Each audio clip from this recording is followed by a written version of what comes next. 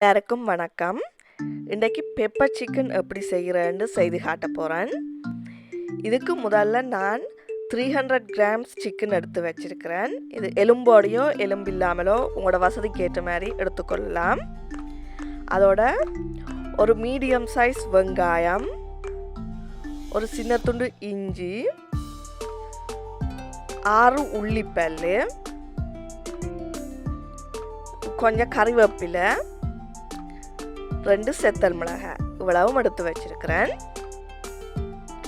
இனி கிரைண்டரில் 2 table spoon மிளகு, 1 டீஸ்பூன் நற்சீரகம், 1 டீஸ்பூன் பெருஞ்சீரகம் மூண்டையும் போட்டு அடிக்க போகிறேன். கிரைண்ட் பண்ணமெண்டா இப்படி வரும்.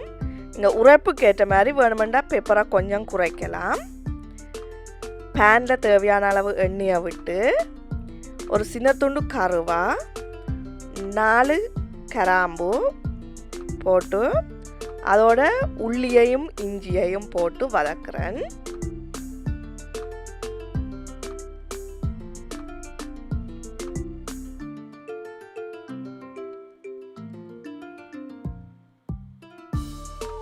உள்ளி இஞ்சின்ற பச்சை மணம் போன பிறகு வெட்டி வச்ச வெங்காயத்தையும் அந்த செத்தல் மிளகாயையும் போட்டு ப்ரௌன் ஆகும் மட்டும் வதக்குறேன்.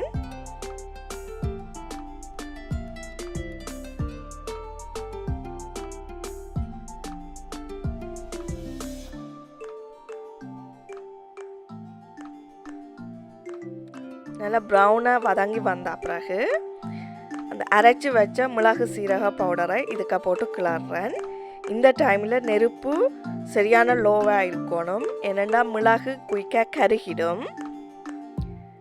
மிளகு சீரகத்தூள் கொஞ்சம் வறுபட்ட வாசம் வந்த பிறகு இனி இதுக்கு எடுத்து வச்ச சிக்கனை போட்டு கிளறேன்.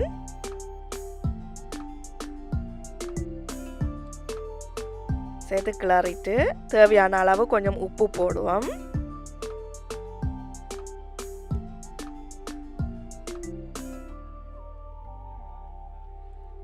உப்பு போட்டு நல்லா கிளறிட்டு இதே ஒரு 15 மினிட்ஸ் நான் மூடி அவிய விடுறேன். அப்போ தான் சிக்கன் ஃபுல்லாக வடிவாக அவிஞ்சு வரும்.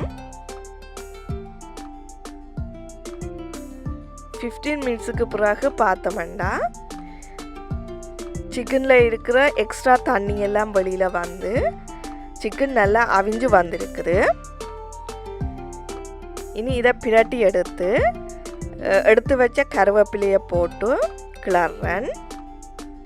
கருவேப்பிலைன்ற வாசம் இந்த சிக்கனில் எல்லா இடமும் வதங்கி சேர்ற அளவுக்கு நல்லா வதக்கி,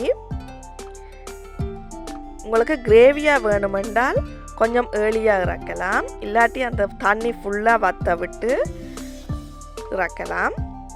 இப்போ பார்த்தீங்கன்னா டேஸ்டியான பெப்பர் சிக்கன் ரெடி ஆகிட்டு.